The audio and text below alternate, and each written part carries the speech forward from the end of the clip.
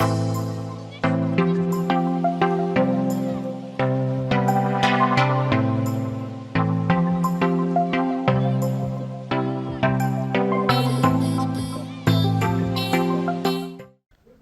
Everyone, welcome to Advait education. मेरा नाम है अक्षय मिश्रा और आप पढ़ रहे हैं क्लास 11 फिजिक्स की सीरीज। तो प्रीवियस वीडियो में हमने क्या किया, अपने 3 पार्ट कंप्लीट किए वेव्स के ऊपर। और क्या देखा हमने, स्पीड के बारे में बात करी कि ट्रांसवर्स वेव की स्पीड क्या होती है, मैकेनिकल वेव्स की, इलेक्ट्रोमैग्नेटिक वेव्स और लॉन्गिट्यूडनल वेव्स की स्पीड के बारे में बात करी। और हमने नॉर्मली किसमें देखा है, उसको किसी सॉलिड में हमने स्पीड को डिस्कस किया है। अब जो ये वाला लेक्चर रहेगा, इसमें हम क्या देखेंगे, लॉन्गिट्यूडनल वेव्स की स्पीड की बात करेंगे। किसमें, गैस में, या एक प्रकार से बोले हम आइडियल गैस, एयर में। क्योंकि ट्रांसवर्स वेव तो ट्रेवल नहीं कर सकती किसी भी गैस में। क्यों? क्योंकि कोई भी गैस क्या हो सकती है, शियर स्ट्रेस सस्टेन नहीं कर सकती, इसलिए। तो लॉन्गिट्यूडनल वेव्स के बारे में बात करेंगे। फिर आगे बढ़ेंगे, हम देखेंगे कि कैसे न्यूटन ने क्या असम्पशन लिया, उसके बाद लैप्लास ने क्या असम्पशन लिया, तो दोनों में फर्क क्या है।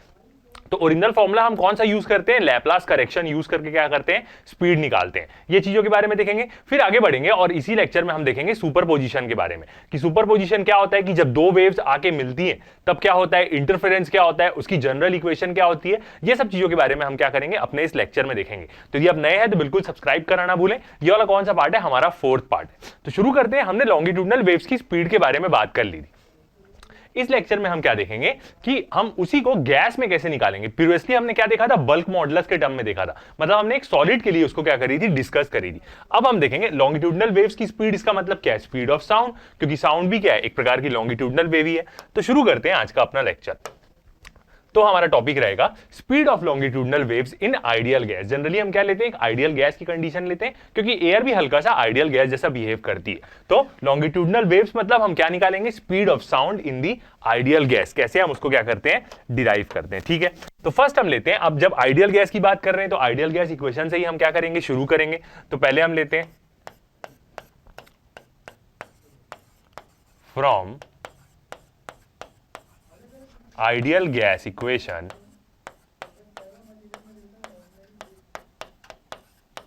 आइडियल गैस इक्वेशन यूज करते हैं। और क्या होती है ideal gas equation, PV is equal to NRT, MRT दोनों हम ले सकते हैं। एन मतलब क्या होगा, नंबर ऑफ मोल्स, और म्यू भी हम उसको ले सकते हैं। और एक और इक्वेशन हमने क्या पढ़ी है काइनेटिक थ्योरी में, number of molecules, Boltzmann constant और टी वाली, तो वो वाली इक्वेशन लेते हैं, एन के बी टी। ये वाली कौन सी इक्वेशन ली है हमने, काइनेटिक थ्योरी में इसके बारे में पढ़ा है। अब यहां पे P की बात करें तो ये P क्या होगा, प्रेशर होगा गैस का, प्रेशर ऑफ गैस। मतलब जो मीडियम है, जिस मीडियम में साउंड वेव ट्रेवल करने वाली है, उस मीडियम का प्रेशर क्या है। नॉर्मली हम एयर के बारे में बात करें तो एयर पे जो प्रेशर लग रहा है, जो वातावरण लगाता है, इसका मतलब एटमॉस्फेरिक प्रेशर जो एयर में लग रहा है, उसके बारे में। V के बारे में देखें तो V क्या होगा, हमारा गैस का वॉल्यूम, वॉल्यूम ऑफ गैस, या हम बोल सकते हैं जो भी मीडियम है उसका, या किसी पर्टिकुलर पोजीशन का। ओके, ये वाली टर्म तो क्या हो जाएगी, ऑलरेडी हट जाएगी, तो कोई टेंशन लेने की जरूरत नहीं है। आगे बढ़ते हैं। अब यदि एन के बारे में बात करें तो हमारा एन क्या बताता था, एन बताता था कि कितने नंबर ऑफ मॉलिक्यूल्स हैं या कितने नंबर ऑफ एटम्स हैं। एन हमें यही बताता था कि पूरे मीडियम में, तो एन हमें बताएगा नंबर ऑफ एटम्स बोले, या स्लैश इसको हम मॉलिक्यूल्स भी बोलते हैं, क्योंकि काइनेटिक थ्योरी में हम n को सेम लेते हैं। नंबर ऑफ एटम्स या नंबर ऑफ मॉलिक्यूल्स का मतलब क्या होता है, वहां पे सेम होता है। क्योंकि एटॉमिक लेवल पे जाके हम स्टडी नहीं कर सकते, वो क्या होता है, बहुत अलग लेवल की स्टडी होती है, एक प्रकार की क्वांटम लेवल की स्टडी है। हम मॉलिक्यूल्स देखते हैं तो दोनों को हम सेम से डिनोट करते हैं, नंबर ऑफ एटम्स और नंबर ऑफ मॉलिक्यूल्स बोले इन वॉल्यूम, जो भी हमने वॉल्यूम लिया है उसके बारे में। ठीक है, अब यहां से हम केबी के बारे में बात करें तो केबी क्या होता है, हमारा बोल्ट्जमैन कांस्टेंट, बोल्ट्जमैन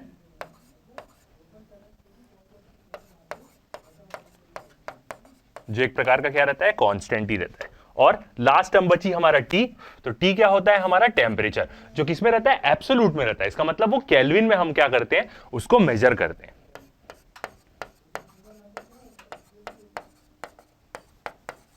टेम्परेचर, और जिसकी वैल्यू किसमें रहती है, केल्विन में रहती है। मतलब एक प्रकार का क्या रहता है, ये एब्सोल्यूट टेम्परेचर रहता है। तो ये वाली इक्वेशन यूज करके हम क्या करेंगे, अपना डिराइव करेंगे। ठीक है, आगे बढ़ते हैं। अब यदि हम यहां पे एक चीज क्या कंसीडर करते हैं कि जो भी हमारा चेंज हो रहा है वो क्या है, आइसोथर्मल है। इसका मतलब जब साउंड वेव ट्रेवल कर रहा है, पहला एजम्पशन ये, फिर देखेंगे इस एजम्पशन में क्या चेंजेस होता है। जब भी साउंड वेव ट्रेवल कर रही है किसी आइडियल गैस में, किसी गैस में, टेम्परेचर वहां चेंज नहीं हो रहा है, ये चीज का हम क्या लेते हैं, एजम्पशन लेते हैं। तो फर्स्ट हमारा एजम्पशन क्या होता है कि आइसोथर्मल चेंज, आइसोथर्मल का मतलब क्या होता है, टेम्परेचर कांस्टेंट। तो for isothermal change, isothermal change का मतलब क्या हो जाएगा, जो T है वो क्या हो जाएगा, कांस्टेंट हो जाएगा। शॉर्ट फॉर्म में लिखें, इसका मतलब T चेंज नहीं होगा, टेम्परेचर चेंज नहीं होगा। तो अब यहां पे देखें तो क्या क्या चीज कांस्टेंट हो जा रही है हमारी, टेम्परेचर कांस्टेंट हो गया, ओके। जो बोल्ट्जमैन कांस्टेंट है वो तो खुद ही एक कांस्टेंट है, तो ये भी क्या हो जाएगी, एक कांस्टेंट टर्म हो जाएगी, ओके। अब नंबर ऑफ मॉलिक्यूल्स देखें, एटम्स देखें, कोई भी मीडियम में, उसमें जो नंबर ऑफ मॉलिक्यूल्स है वो तो फिक्स रहेंगे। क्यों? क्योंकि जब भी वेव ट्रेवल होती है तो एक डिस्टर्बेंस ट्रेवल होता है, मीडियम पूरा मूव नहीं करता है। तो कोई भी मीडियम में वेव ट्रेवल हो रही है तो उसमें जितने भी नंबर ऑफ मॉलिक्यूल्स हैं, एटम्स हैं, वो तो सेम ही रहेंगे, वो तो चेंज होंगे नहीं। तो ये वाली टर्म भी क्या हो जाएगी हमारी, शॉर्ट फॉर्म में बोले तो कांस्टेंट हो जाएगी। शॉर्ट में मैं लिख रहा हूं तो क्या हो गया, PV is equal to constant हो गया। सेम यही वाली इक्वेशन आई, और यही इक्वेशन क्या रहती है, आइसोथर्मल की इक्वेशन रहती है।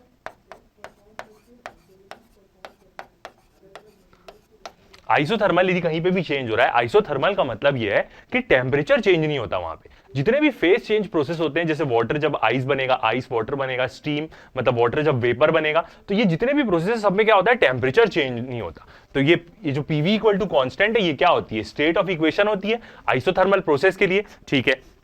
ये चीज हो गई। अब आगे बढ़ते हैं, इसी को क्या करेंगे, इस इक्वेशन को हम क्या करेंगे, डिफरेंशिएट करेंगे। तो क्या आई है अभी हमारे पास equation, PV is equal to, और कैसे डिफरेंशिएट करेंगे, हम अपना यूवी वाला रूल लगाएंगे, मतलब first second, first function differentiation of second, second function differentiation of first. तो वो वाला हम यहां पे क्या लगाएंगे, रूल लगाएंगे। पी को हम मान लेते हैं अपना फर्स्ट फंक्शन, और वी को मान लेते हैं हम अपना सेकंड फंक्शन। तो यहां पे डिफरेंशिएट करते हैं, तो हम कैसे डिफरेंशिएट करेंगे इसको, पहले first function differentiation of second, तो P DV plus second function क्या है हमारा, v differentiation of first, v DP equal to constant. अब उस तरफ कांस्टेंट है, कांस्टेंट का डिफरेंशिएशन करेंगे तो क्या हो जाएगा, 0। ये वाली टर्म आ गई हमारी, ठीक है। अब ये जो VDP है इसको हम क्या करते हैं, उधर ले लेते हैं। तो हमारी नेक्स्ट इक्वेशन क्या आएगी, P dV इक्वल टू, ये VDP को इधर ले गए तो माइनस VDP। ये ऐसा आ रहा है। हम यहां पे करने की कोशिश क्या कर रहे हैं, हम ऑलरेडी प्रीवियस लेक्चर में एक फॉर्मूला डिराइव कर चुके हैं कि जो भी स्पीड होगी लॉन्गिट्यूडनल वेव की, वो क्या होती है, अंडर रूट होती है bulk modulus divide by density के। हम यहां पे जो प्रेशर का चेंज हो रहा है, क्योंकि हमें पता है लॉन्गिट्यूडनल वेव ट्रेवल करेगी तो प्रेशर का चेंज होता है, कंप्रेशन रेयर फ्रैक्शन क्या है, प्रेशर का ही तो चेंज है जब साउंड वेव ट्रेवल करती है। तो इसलिए हम यहां पे प्रेशर को बल्क मॉडुलस के इक्वल में निकालने की कोशिश कर रहे हैं। तो क्या आ जाएगा, हमारा उस रिलेशन में आ जाएगा, ठीक है। ये वाला एक्सप्रेशन हुआ। अब ये VDP आ गया, ओके। अब क्या करते हैं, ये डीवी को भी इसके नीचे देते हैं, तो हमारा एक्सप्रेशन क्या बन जाएगा, P is equal to minus V dP by dV. ये ऐसा वाला एक्सप्रेशन आया। अब ये V ऊपर में है तो इसको हम क्या कर सकते हैं, डीवी के नीचे दे सकते हैं, बिल्कुल दे सकते हैं ऐसा। तो एक्सप्रेशन क्या आ जाएगा, minus dP dV by V. ये V कहां आ गया, डीवी के नीचे आ गया, क्योंकि जब उसको ऊपर क्रॉस लेके जाएंगे तो इसका मतलब वो क्या रहेगा, ऊपर में ही रहेगा। विजिबल है, ओके। तो अब इस एक्सप्रेशन को देखें तो जो प्रेशर है वो किसके बराबर आ गया हमारा, यही जो एक्सप्रेशन है वो किसका है, बल्क मॉडुलस का एक्सप्रेशन है। बिल्कुल, बल्क मॉडुलस यही तो बताता है कि कितना प्रेशर हम लगा रहे हैं किसी चीज में और उसका वॉल्यूम कितना चेंज हो रहा है। किसी चीज में हमने कितना प्रेशर लगाया, डेल पी मतलब इनिशियल क्या था और फाइनल प्रेशर क्या था, उतना जब हम उसमें प्रेशर लगाए चारों तरफ से तो उसका वॉल्यूम कितना चेंज हुआ, यही तो हमें बल्क मॉडुलस ऑफ इलास्टिसिटी बताता है। तो यहां पे क्या हो गया, हमारा जो बल्क मॉडुलस है वो किसके बराबर हो गया, प्रेशर के बराबर हो गया। B is equal to P। P हमारा क्या है, यहां पे प्रेशर है आइडियल गैस का, मतलब जो भी मीडियम है वो किस प्रेशर में है। नॉर्मल हम एयर के बारे में बात करें तो जो एटमॉस्फेयर उसमें प्रेशर लगा रहा है 1.013 जो बार का लग रहा है, ठीक है। अब ये वाला एक्सप्रेशन बन गया। तो हम जानते हैं प्रीवियसली लेक्चर में हमने क्या करी है, लॉन्गिट्यूडनल वेव्स की स्पीड मतलब v का एक्सप्रेशन निकाला है। वो क्या आता है, under root B by rho. ये हमने क्या किया, एक्सप्रेशन निकाला है। तो इस केस में हमारा एक्सप्रेशन क्या आ जाएगा, बी। और यहां पे माइनस साइन का भी कोई टेंशन नहीं देना है, क्योंकि बल्क मॉडुलस के फॉर्मूले में ही माइनस साइन रहता है, और ये माइनस साइन ये बताता है कि प्रेशर बढ़ रहा है तो वॉल्यूम कम हो रहा है। तो जब आप ओरिजिनल वैल्यूज डालते हैं तो बल्क मॉडुलस पॉजिटिव आता है, तो यहां से ये होता है। तो यहां पे एक्सप्रेशन क्या आ जाएगा, under root P by rho. ये आ गया हमारा किसका, किसी भी लॉन्गिट्यूडनल वेव्स की स्पीड का एक्सप्रेशन। और इसी फॉर्मूले को हम क्या बोलते हैं, न्यूटन फॉर्मूला बोलते हैं, क्योंकि ओरिजिनली ये जो पहला एजम्पशन है ये किसने प्रूव किया था, न्यूटन ने प्रूव किया था। तो हमारा एक्सप्रेशन क्या आ गया, v is equal to under root P by rho, और इसी को हम क्या बोलते हैं, न्यूटन फॉर्मूला।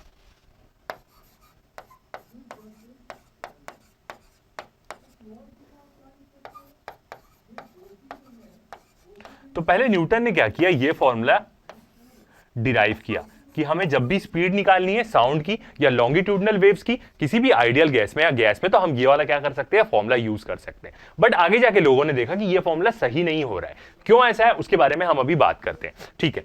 और यहां पे मोस्ट इंपॉर्टेंट चीज याद रखिएगा कि प्रेशर से आइडिया नहीं होता कि प्रेशर क्या प्रेशर। ये प्रेशर का मतलब ये है कि जो मीडियम जिस प्रेशर में, पी क्या है, प्रेशर ऑफ मीडियम, मतलब जो भी मीडियम में प्रेशर है। एयर में हम निकालेंगे अर्थ में, तो जो अर्थ का एटमॉस्फेरिक प्रेशर लग रहा है वो, ठीक है। तो ये वाला क्या आ गया, हमारा एक्सप्रेशन आ गया। अब इसी को हम क्या करते हैं, यूज करते हैं और एक न्यूमेरिकल बनाते हैं और फिर देखते हैं कि क्या होता है। क्योंकि हमने प्रीवियस लेक्चर में एक टेबल भी देखा है कि सबकी स्पीड क्या क्या होती है, ओके। तो एक न्यूमेरिकल बनाते हैं इससे, फिर हमें आगे जाके समझ में आएगा कि न्यूटन के फॉर्मूले में दिक्कत क्या थी। फर्स्ट वाला क्वेश्चन बनाते हैं तो हमें समझ में आएगी ये चीज। ऐसा ही सेम क्या होता है, एनसीईआरटी भी पढ़ेंगे आप, तो वहां भी वो हल्का सा ऐसे ही बताता है, ताकि क्वेश्चन बनाने के बाद हमें समझ में आता है कि ओरिजिनली हो क्या रहा है। Estimate the speed of sound in the air, speed of sound निकालना है एयर में, ठीक है, एट एसटीपी। एसटीपी का मतलब क्या बोल रहा है, standard temperature and pressure. STP का मतलब ये होता है, तो इसकी एक वैल्यू होती है स्टैंडर्ड टेम्परेचर एंड प्रेशर की, जहां पे हमें टेम्परेचर भी पता रहेगा, प्रेशर भी पता रहेगा और वॉल्यूम भी पता रहता है। The mass of 1 mole of the air, 1 mole air के मास दिया हुआ है, मतलब उसका मॉलिक्यूलर मास दिया हुआ है 29 into 10 to the power -3 kg, ठीक है। सॉल्व करते हैं इसको, मतलब नॉर्मली एयर में हमें स्पीड ऑफ साउंड निकालना है और एसटीपी का मतलब ये है कि 0 डिग्री पे हमें निकालना है, ठीक है। देखते हैं, तो फर्स्ट हम देखते हैं अपनी क्या हमें गिवन वैल्यूज यहां पे गिवन है। मेन चीज यहां पे क्या दिया हुआ है, एसटीपी। तो ये एसटीपी से क्या होगा, बहुत सारा डाटा हमें मिल जाएगा। एसटीपी का मतलब यहां पे ये होगा स्टैंडर्ड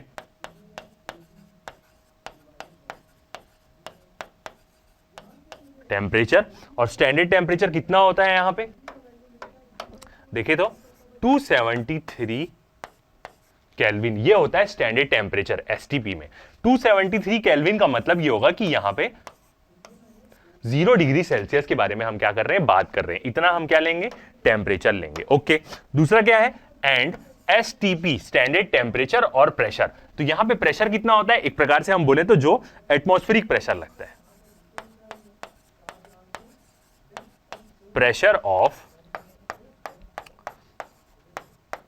1 एटीएम। 1 एटीएम मतलब जो एक एटमॉस्फेयर किसी भी चीज में प्रेशर लगाएगा। 1013 into 10 to the power 5 newton per metre square, या हम उसको पास्कल बोलते हैं। तो ये चीज दी है। अब यहां से हमें एक और डाटा मिलता है, वॉल्यूम के बारे में भी आइडिया मिलता है। यदि स्टैंडर्ड टेम्परेचर और प्रेशर में कोई भी गैस है, इस टेम्परेचर में और इस प्रेशर में कोई भी गैस है, तो सबका वॉल्यूम क्या रहता है, सेम रहता है, चाहे वो कोई भी गैस है। सारी गैस का वॉल्यूम क्या रहेगा, सेम रहेगा। तो यहां से हमें वॉल्यूम का आइडिया क्या मिलेगा, वॉल्यूम ऑफ गैस, जिस भी गैस में हम क्या निकाल रहे हैं, स्पीड ऑफ साउंड निकाल रहे हैं, ठीक है।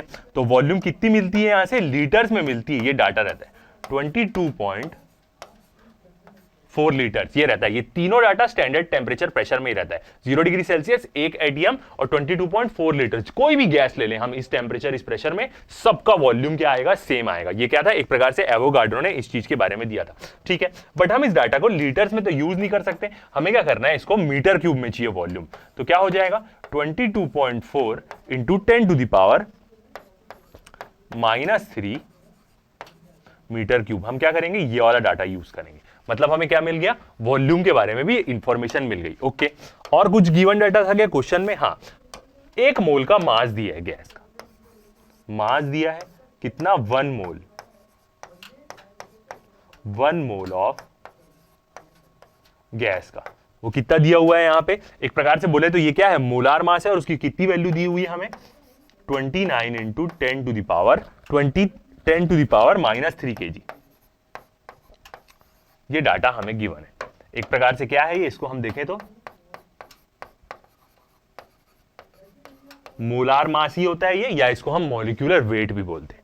ठीक है, ये सब डाटा क्या हो गया, हमें मिल गया। अब क्या करते हैं, हम अपना निकालते हैं कि एयर की स्पीड ऑफ साउंड इस मीडियम में, एयर ही एक प्रकार से यहां पे ले रहे हैं हम। क्वेश्चन में क्या बोला एक बार देखते हैं, इन दी एयर, एयर में ही बात कर रहा है, बस 0 डिग्री सेल्सियस में हो, नॉर्मल कंडीशन में नहीं है, जो नॉर्मल क्या होती है 20 डिग्री सेल्सियस होती है। ओके, तो फर्स्ट चीज हम निकाल लेते हैं डेंसिटी एयर की, क्योंकि हमारे फॉर्मूले में क्या चाहिए, एक तो प्रेशर चाहिए और दूसरा क्या है, डिवाइड में डेंसिटी। तो फर्स्ट चीज हम निकाल लेते हैं डेंसिटी इस कंडीशन में, डेंसिटी ऑफ एयर। डेंसिटी का फॉर्मूला क्या होता है, मास अपॉन वॉल्यूम। मगर यहां पे कितने का मास ले रहे हैं हम, 1 मोल का मास ले रहे हैं, तो यहां पे हम क्या रखेंगे, वो ही रखेंगे। तो मास बाई वॉल्यूम, और कितने का है यहां पे, 1 मोल का, क्योंकि इसी पे हम क्या कर रहे हैं, अपना एनालिसिस कर रहे हैं। ओके, अब यहां पे मास की वैल्यू रखे तो कितना है हमारा, 29 इंटू 10 टू द पावर -3। और ये जो वॉल्यूम ऑफ गैस रहता है, ये एक प्रकार से देखें तो ये कितने का रहता है, 1 मोल का ही रहता है, याद रखिएगा। तभी तो हम क्या कर रहे हैं, यहां पे डेंसिटी निकाल रहे हैं। हम क्या कर रहे हैं, 1 मोल की डेंसिटी निकाल ले रहे हैं उसकी। तो डेंसिटी तो उसकी पूरी यूनिफॉर्म ही रहेगी, हर जगह ही सेम रहेगी, जितने भी मोल्स रहे सब में डेंसिटी तो सेम ही रहेगी। तो ये क्या है, 1 मोल की वॉल्यूम रहती है, इसलिए हम क्या कर रहे हैं, यहां पे डेंसिटी निकाल रहे हैं। बाकी सबके लिए क्या रहेगी, वो चेंज रहेगी, सेम ही रहेगी मतलब। तो वॉल्यूम कितनी है हमारी, 22.4 इंटू 10 टू द पावर -3। तो यहां से आ जाएगी डेंसिटी, 1 मोल की हमारी क्या आ जाएगी, डेंसिटी आ जाएगी। ओके, और निकाल किसकी रहे हैं हम, एयर की निकाल रहे हैं।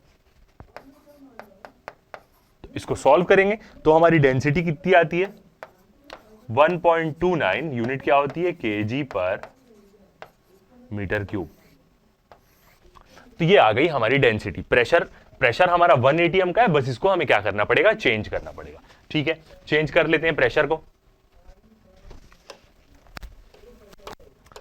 नेक्स्ट हमारा प्रेशर देखते हैं।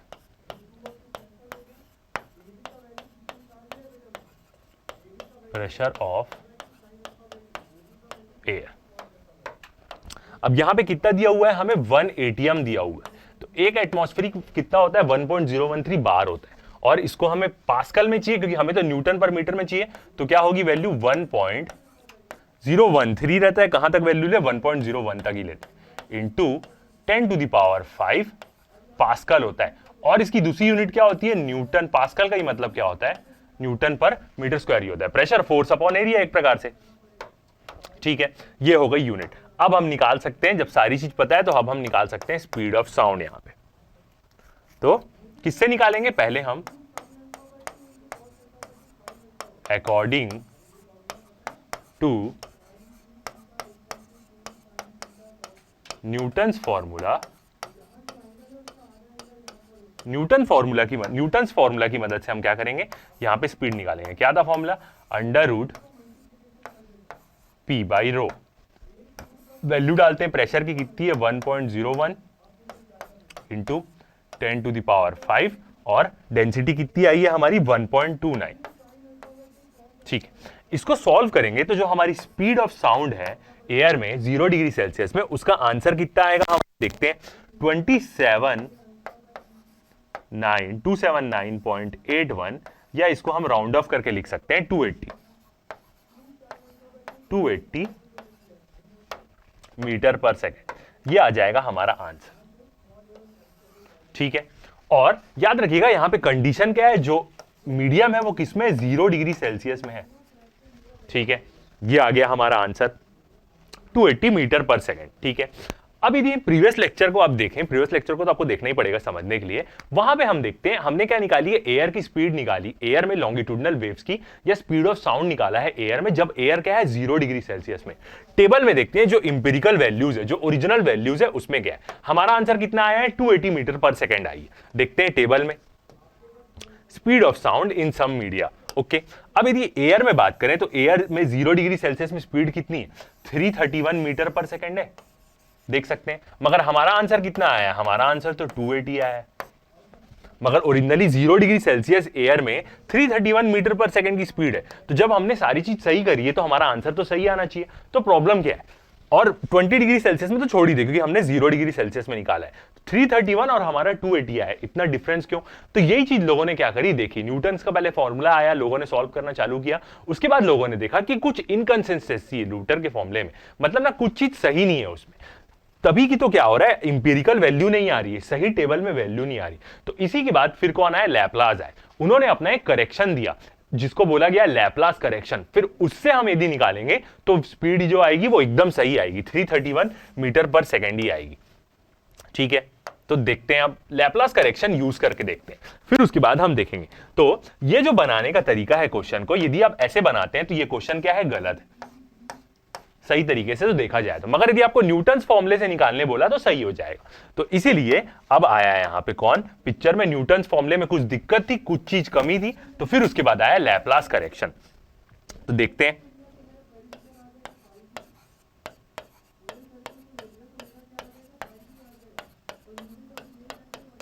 लैपलास ने क्या किया, थोड़ा सा एनालिसिस किया इसके ऊपर और उन्होंने कंडीशन चेंज करी। वो कंडीशन क्या चेंज करी देखते हैं। और उन्होंने क्या दिया, नया फॉर्मूला दिया। इस फॉर्मूले को अभी हम डिराइव करेंगे ही करेंगे कि कैसे आ रहा है।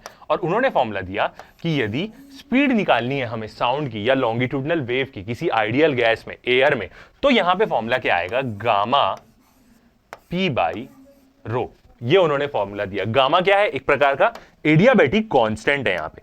और यदि हम गामा की वैल्यू देखें तो गामा की वैल्यू कितनी होती है, 7/5 फॉर एयर। देखा जाए बिल्कुल 7/5 फॉर एयर। अब यदि इस फॉर्मूले में हम पुट करें तो देखते हैं स्पीड निकाल के, v = √7 इंटू प्रेशर कितना था हमारा 1.01 इंटू 10⁵ डिवाइड बाय 1.29 और क्या है नीचे 5 भी है।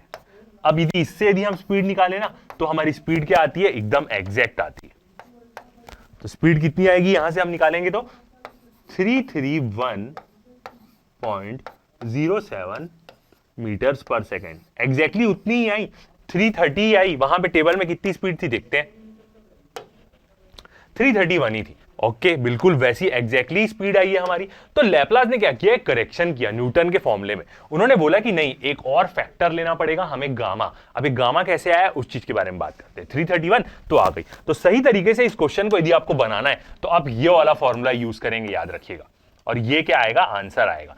एयर में निकालने बोला, जनरली एयर में ही बोलेगा आपको, तो 7/5 से आपको उसको मल्टीप्लाई करना पड़ेगा। तो जो न्यूटन्स का फॉर्मूला था वो क्या था, एकदम सही नहीं था, एक्यूरेट नहीं था, उससे सही आंसर नहीं आता। लैपलास ने अपना करेक्शन दिया, तब जाके हम स्पीड ऑफ साउंड क्या कर सकते हैं, अच्छे से निकाल सकते हैं। ओके, अब आगे बढ़ते हैं। अब हम देखते हैं कि ओरिजिनली लैपलास ने किया क्या और उन्होंने डिराइव कैसे किया इस चीज के बारे में। और यहां पे न्यूटन्स ने जो एजम्पशन लिया था उस एजम्पशन में दिक्कत क्या है, ये चीज के बारे में बात करते हैं। ठीक है, If we examine the basic assumption made by Newton, यदि हम एग्जामिन करें जो बेसिक एजम्पशन न्यूटन ने लिया है, न्यूटन ने क्या एजम्पशन लिया था कि जब स्पीड ऑफ साउंड या लॉन्गिट्यूडनल वेव्स की स्पीड ट्रेवल करेगी किसी आइडियल गैस में, या हम एयर बोले, तो टेम्परेचर कांस्टेंट रहेगा। मतलब उन्होंने आइसोथर्मल प्रोसेस क्या किया था, एज्यूम किया था। वही चीज गलत है।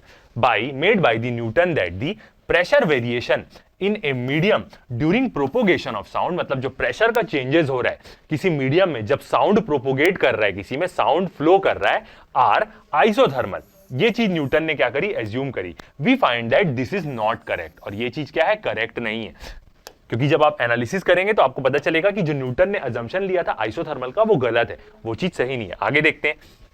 It was pointed out by the Laplace, Laplace ने इसने क्या किया, पॉइंटेड आउट किया that pressure variation in the propagation of sound, जो भी प्रेशर का वेरिएशन हो रहा है वहां पे, प्रेशर तो वेरी करता ही है, कंप्रेशन रेयरफेक्शन जब भी साउंड वेव ट्रेवल करती है तो आर सो फास्ट, इतना तेजी से वहां पे प्रेशर वेरी करता है। आप देखे होंगे स्पीड ऑफ साउंड क्या है, बहुत ज्यादा ही है, बोले और सट से अगले को सुनाई दे दिया, चाहे वो कितना भी दूर हो, या मतलब कितना भी दूर हो, मतलब आप जान ही सकते हैं कि बोलने की जरूरत नहीं कि स्पीड ऑफ साउंड कितनी ज्यादा है।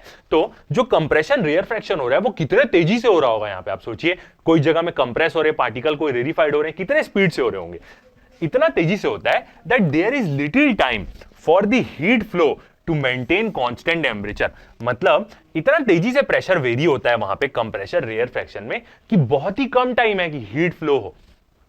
अब कंप्रेशन और क्या हो रहा है, रेरिफाइड हो रहा है, दब रहा है और एक्सपांड हो रही है एयर, तो क्या होगा, टेम्परेचर चेंज होगा।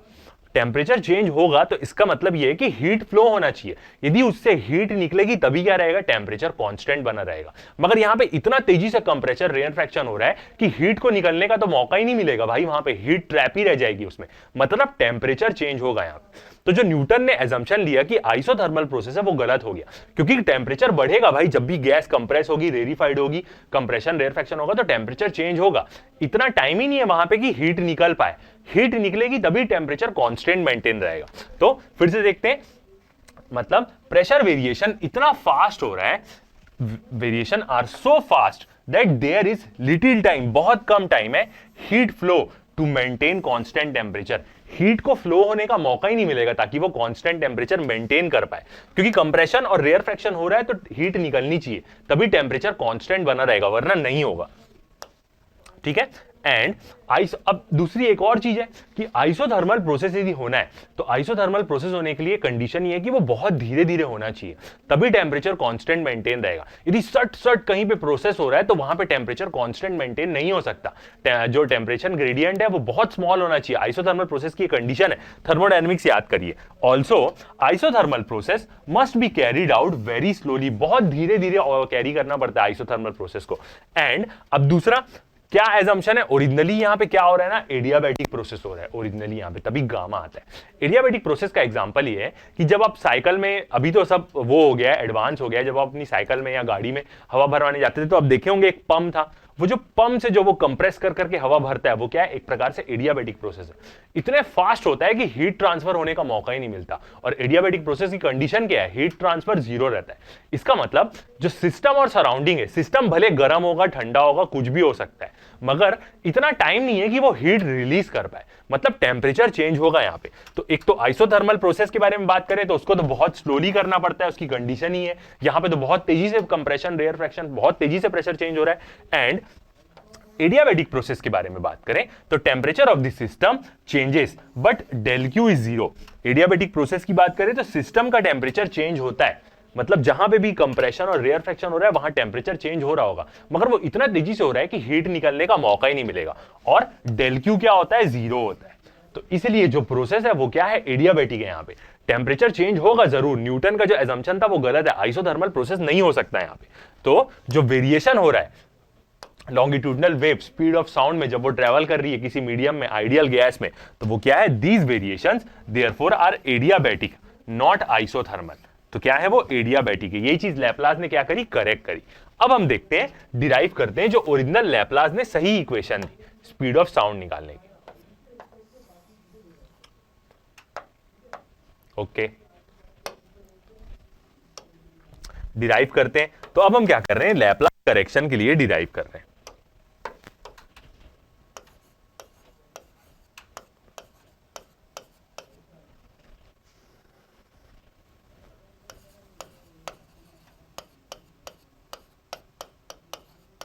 लैपलास ने क्या किया, जो अपना करेक्शन दिया। ठीक है, अब एडियाबैटिक प्रोसेस है तो हमें क्या लेना पड़ेगा, एडियाबैटिक की इक्वेशन ऑफ स्टेट लेनी पड़ेगी। इक्वेशन ऑफ स्टेट मतलब जो इक्वेशन एडियाबैटिक प्रोसेस को बताती है। इक्वेशन ऑफ स्टेट फॉर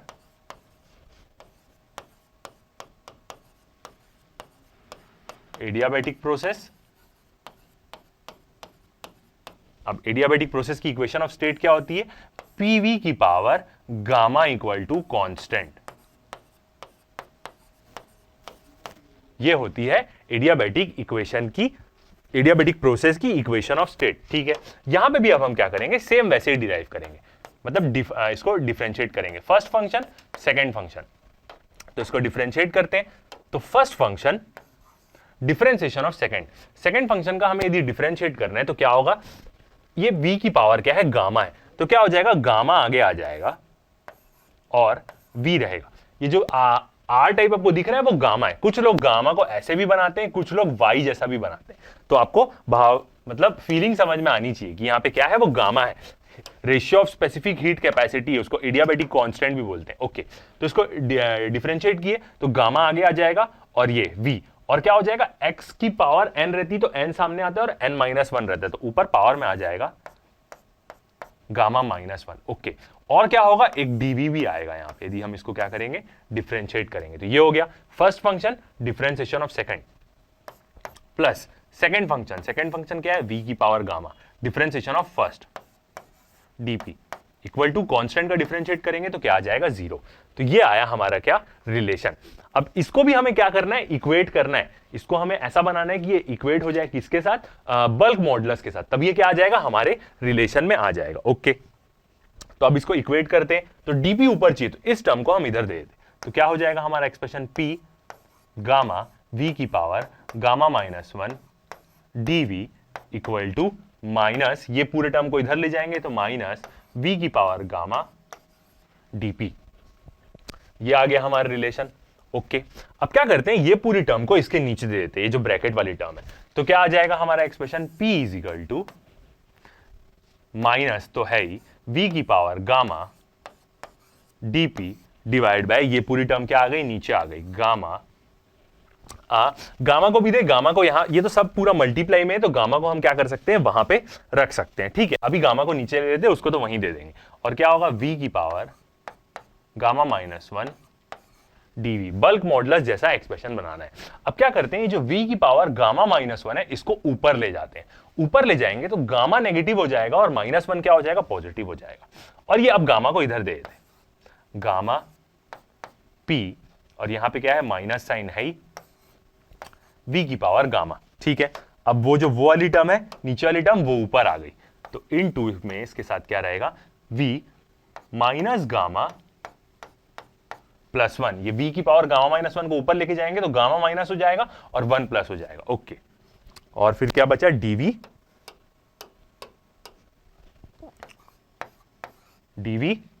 तो नीचे में, dp है ऊपर में, dp बाई डिवाइड बाय, नीचे में क्या बचा, अब सिर्फ dv बचा।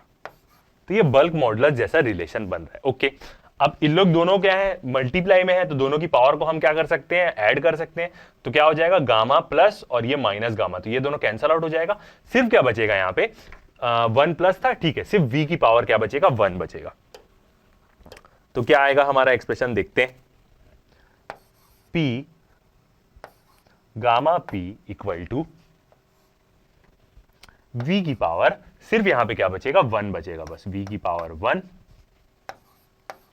dp बाई dv, ये बना एक्सप्रेशन। और सेम क्या बन गया, पुराने जैसा वाला हमारा एक्सप्रेशन बन गया। और क्या है, एक क्या माइनस साइन भी है यहां पे। अब ये फिर v को क्या दे देते हैं, dv के नीचे दे देते हैं, क्योंकि उसको हम dv के नीचे दे सकते हैं, वैसा बनाएंगे तो वही हो जाएगा। तो क्या आया हमारा expression, gamma p equal to gamma p equal to minus dp dv by v, ये आ गया हमारा एक्सप्रेशन गामा। अब यहां पे यदि गामा के बारे में लिखे तो गामा का आप जान सकते हैं, रेशियो है वो क्या है, एक प्रकार का रेशियो ऑफ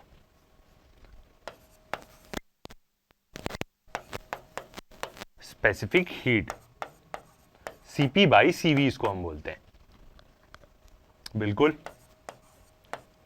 या इसको हम एडियाबैटिक रेशियो भी बोलते हैं। ये होता है Cp बाई Cv, क्या है, constant heat, specific heat capacity at constant pressure, specific heat capacity at constant volume. तो यहां से हम लिख सकते हैं, अब यही किसके बराबर हो गया, यही है हमारा बल्क मॉडुलस के बराबर है। तो यहां से हम क्या बोल सकते हैं, जो हमारा गामा p हो गया वो किसके कारण हो, किसके बराबर हो गया, बल्क मॉडुलस के बराबर हो गया। ये हो गया। अब बिल्कुल हम क्या कर सकते हैं, जो लॉन्गिट्यूडनल वेव का हमने एक्सप्रेशन निकाला था प्रीवियस क्लास में, उसमें यहां पे हम पुट कर देते। तो v इज इक्वल टू क्या एक्सप्रेशन था वहां पे, under root b by rho था। तो अब हमारा एक्सप्रेशन आ जाएगा under root gamma p by rho. तो स्पीड कितनी आ जाएगी, speed of sound ideal gas में gamma p by rho under root में। तो ये आ गया ओरिजिनल एक्सप्रेशन। यही एक्सप्रेशन क्या किया है हमने प्रीवियस क्वेश्चन में यूज किया है, और इसी से क्या आया है, हमारा एकदम एग्जैक्ट आंसर आया। तो यही क्या था, लैप्लास का करेक्शन हमारा। और आप जब भी यूज करेंगे तो ये वाला फॉर्मूला याद रखिएगा। गामा की वैल्यू एयर के लिए क्या होती है, 7/5 होती है फॉर एयर। तो इसकी मदद से आप क्या कर सकते हैं, आराम से स्पीड ऑफ साउंड निकाल सकते हैं, लॉन्गिट्यूडनल वेव्स की स्पीड निकाल सकते हैं किसी भी मीडियम में। और यहां से हमने सॉल्व करके देखा तो एकदम एग्जैक्ट जो टेबल में वैल्यू है वही क्या आया, हमारा आंसर आया। ठीक है, अब यहां पे ये चीज तो हमने देख ली, एक एक्सप्रेशन हमारा आ गया, गामा ले लिया क्योंकि यहां पे जो टेम्परेचर है वो चेंज हो रहा है। तो जो प्रोसेस है वो क्या है, एडियाबैटिक है, हीट ट्रांसफर नहीं हो रहा है। मतलब वो जो कंप्रेशन और रेयर फ्रैक्शन वाला रीजन है, जब साउंड वेव ट्रेवल करेगा तो वहां पे टेम्परेचर चेंज हो रहा होगा। तो अब जब टेम्परेचर चेंज हो रहा है तो ये फॉर्मूला हमारा टेम्परेचर के भी टर्म्स में निकल सकता है। तो अब क्या करते हैं, हम टेम्परेचर के टर्म्स में डिराइव करते हैं कि कैसे हम इस फॉर्मूले को टेम्परेचर के टर्म्स में निकालेंगे। ठीक है, तो नेक्स्ट टॉपिक क्या आएगा हमारा, speed of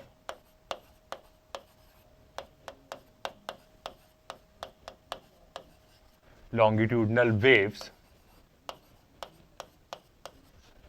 in terms of temperature।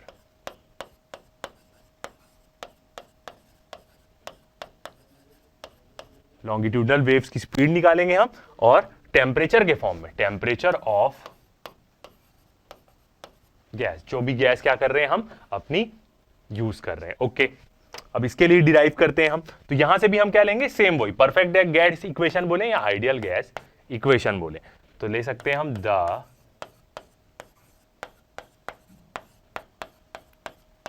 Perfect gas equation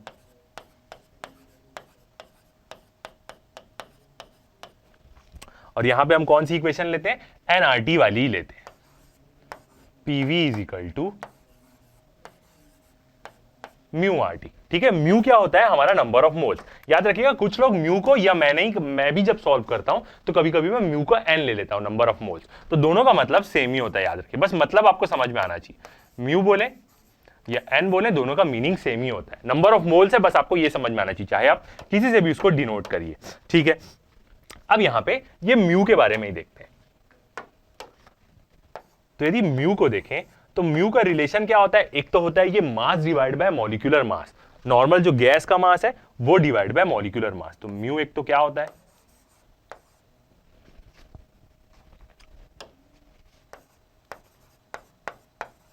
number of moles बताता है। ठीक है, अब इसका यदि हम रिलेशन देखें तो क्या आता है रिलेशन, फर्स्ट हमारा m by small m by capital M। ठीक है, ये m क्या है, गैस का mass, mass of gas. Capital M के बारे में बात करें, या इसको मैं कभी कभी m0 से भी डिनोट करता हूं, मोलार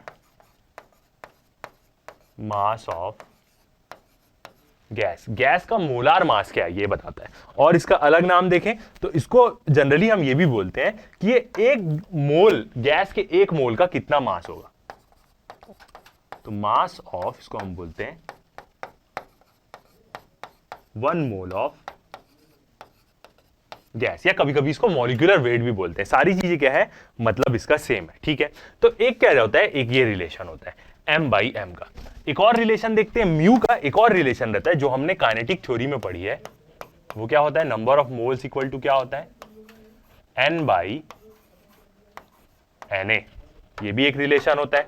और यहां पे n क्या बताता है, नंबर ऑफ, जो हमने प्रीवियस अब भी देखा, नंबर ऑफ एटम्स, या बोले हम मॉलिक्यूल्स,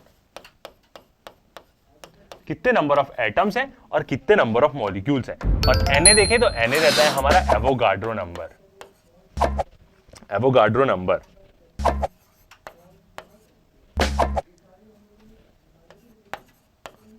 एवोगाड्रोस नंबर एक प्रकार का कांस्टेंट रहता है ये। और ये जो हमने अभी स्टैंडर्ड टेम्परेचर प्रेशर लिया था तो उसमें हमने प्रेशर के बारे में देख लिया कितना होता है प्रेशर एक एटीएम का 1.013 × 10⁵ पास्कल या न्यूटन पर मीटर स्क्वायर का। टेम्परेचर कितना रहता है 273 केल्विन मतलब 0 डिग्री सेल्सियस। और वॉल्यूम कितनी रहेगी सारी गैसेस की यदि इस टेम्परेचर और इस प्रेशर में रहे 22.4 लीटर। इसका मतलब 22.4 × 10⁻³ कितना मीटर क्यूब वॉल्यूम रहेगी। उसी जगह में सेम वॉल्यूम तो होता ही है गैसेस का और जितने भी मॉलिक्यूल्स होंगे उसमें वो भी सेम होंगे। सारी गैसेस यदि हम एसटीपी पे ले ले स्टैंडर्ड टेम्परेचर प्रेशर पे ले ले जितनी भी गैसेस ले ले हम सबके नंबर ऑफ मॉलिक्यूल्स भी सेम रहेंगे। वही देता है एवोगाड्रो नंबर कि स्टैंडर्ड टेम्परेचर प्रेशर में सारी गैस के जितने भी नंबर ऑफ मॉलिक्यूल्स है सब सेम होते हैं। जितने भी उसमें नंबर ऑफ मॉलिक्यूल्स होंगे कितने नंबर ऑफ मॉलिक्यूल्स है सब में सेम होंगे। वही क्या बताता है एवोगाड्रो नंबर बताता है। और इसकी वैल्यू क्या होती है 6.023 इंटू 10⁻23। बिल्कुल 10⁻23 क्या होते हैं एटम्स होते हैं या इसको हम मॉलिक्यूल्स बोलते हैं। ये क्या रहता है हमारा पूरा इसका रिलेशन। ओके और एक और चीज के बारे में देखें क्योंकि यहाँ पे आपको सारी चीजों के बारे में पता होना चाहिए क्योंकि जब आपको न्यूमेरिकल्स में क्वेश्चन पूछेगा तो आपको आर की वैल्यू याद नहीं आई बाकी आपको फॉर्मूला भी पता है। ठीक है नेक्स्ट चीज देखते हैं हमारा क्या आता है आर आता है। तो आर की भी वैल्यूज आपको पता होनी चाहिए क्योंकि आपको न्यूमेरिकल में डालनी पड़ेगी। आर हमारा क्या रहता है यूनिवर्सल गैस कांस्टेंट। जब भी आया मोल वोल में ही रहेगा तो आप इसकी यही वाली वैल्यू पुट करेंगे कितनी 8.13 8.314 जूल्स पर मोल केल्विन। ये क्या रहेगी आर की वैल्यू आप वहां पे पुट करेंगे। ठीक है और इसी आर को ही हम क्या बोलते हैं NaKB। NKB रहता है कि हाँ NaKB इसका क्या रहता है वैल्यू रहता है। Avogadro number into Boltzmann constant कर दें तो यूनिवर्सल गैस कांस्टेंट ही आता है हमारा। ठीक है और क्या रिलेशन बचा है यहाँ पे। ठीक है ओके सब चीज ले ली। अब क्या करते हैं यहाँ पे उसी फॉर्मूले के बारे में हमने सारी चीजें देख ली। अब उसको हम थोड़ा सा एनालाइज करते हैं। क्या आया था हमारा रिलेशन PV = μRT। ओके तो अब इस रिलेशन को लेते हैं। फर्स्ट चीज हम क्या करते हैं म्यू की वैल्यू पुट करते हैं एम के फॉर्म में। फर्स्ट चीज तो यही करते हैं। तो क्या रहेगा हमारा रिलेशन PV = म्यू की वैल्यू पुट किए तो mass of the gas molecular mass RT यही आएगा। ओके अब ये मास को क्या ले लेते हैं वॉल्यूम के नीचे ले लेते हैं बाई M। यही चीज करना है बिल्कुल ठीक है। अब यहां पे क्या बचेगा RT/M। ये M क्या है यहां पे कैपिटल है molecular mass.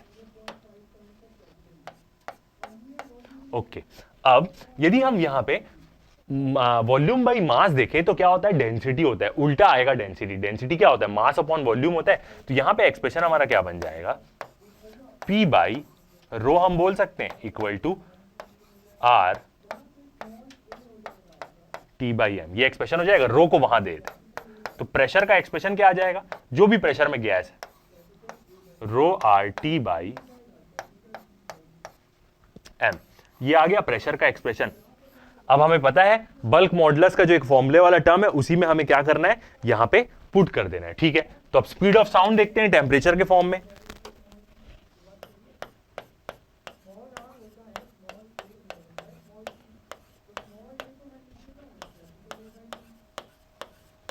Speed of sound मतलब एक प्रकार से हम क्या कर रहे हैं लॉन्गिट्यूडनल वेव्स की स्पीड निकाल रहे हैं एयर में।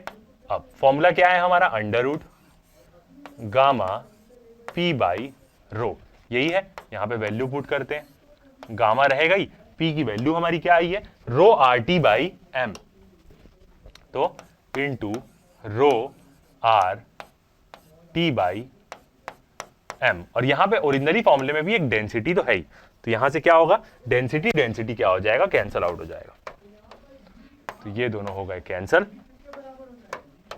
तो V का एक्सप्रेशन कितना आ गया हमारा √γRT/M।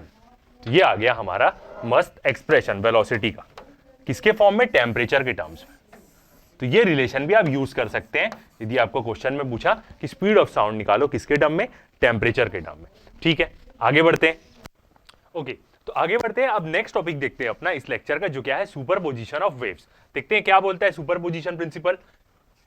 कहीं पे भी सुपरपोजिशन प्रिंसिपल आता है तो इसका मतलब क्या है कि सारी क्वांटिटीज ऐड कर रहे हैं हम एक प्रकार से, सबका मैग्नीट्यूड हम क्या कर रहे हैं एक प्रकार से ऐड ही कर रहे हैं। सुपरपोजिशन का हर जगह मतलब यही होता है। देखते हैं वेव्स में क्या होता है। फर्स्ट पॉइंट अपना, what happens when two pulses travelling together along the same stretch string in opposite direction crosses each other. मतलब क्या होगा जब दो पल्स, हमने देखा कि एक नॉर्मल पल्स क्या होती है, यदि कोई स्ट्रेच स्ट्रिंग है और उसमें ऐसा कोई अपवर्ड किंक जा रहा है तो इसी को हम क्या बोलते हैं, पल्स बोलते हैं। यदि ये पूरा ऐसा वेव बना देगी ऐसे करके तो इसको हम क्या बोल देंगे, एक हार्मोनिक वेव बोल देंगे। पल्स मतलब क्या होता है, बस एक ठोक जा रहा है अपवर्ड किंक। अब यदि दो पल्स आके एक जगह मिलती है या दोनों पल्स साथ में चल रही है तब इस केस में क्या होगा। तो अब हम क्या बात करेंगे कि यदि दो वेव्स मिलती है आगे तो उस केस में क्या होगा, और उसी केस में क्या लगेगा, सुपरपोजिशन का प्रिंसिपल लगेगा।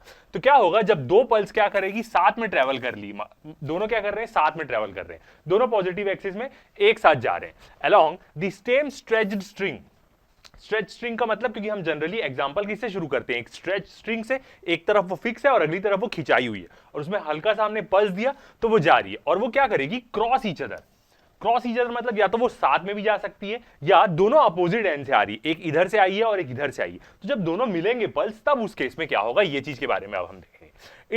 It turns out wave pulses continue to retain their identities after they crossed each other। अब यदि एक ही स्ट्रिंग में दो पल्स जा रही है तो वो एक दूसरे को क्रॉस करने के बाद भी क्या करते हैं, अपनी आइडेंटिटी रिटेन करके रखते हैं। इसका मतलब जिस समय उन लोग एक दूसरे को क्रॉस करेंगे, जिसको हम ओवरलैप बोलते हैं, उस समय हल्का सा चेंजेस आएगा, उसी समय सुपरपोजिशन प्रिंसिपल लगेगा। उस सेकंड में उन लोग एक दूसरे को क्रॉस किए फिर उन लोग दोनों क्या चल देंगे, अपना अपना चल देंगे। अभी हम डायग्राम से देखेंगे तो आपको और अच्छे समझ में आएगा। मतलब उन लोग अपनी आइडेंटिटी खोते नहीं है, दोनों एक पोजीशन पे मिलेंगे, इंटरफेरेंस होगा और उसके बाद दोनों अपने अपने डायरेक्शन में क्या हो जाएंगे, चल देंगे। देखते हैं कैसे, डायग्राम में देखेंगे तो आपको और अच्छे समझ में आएगा।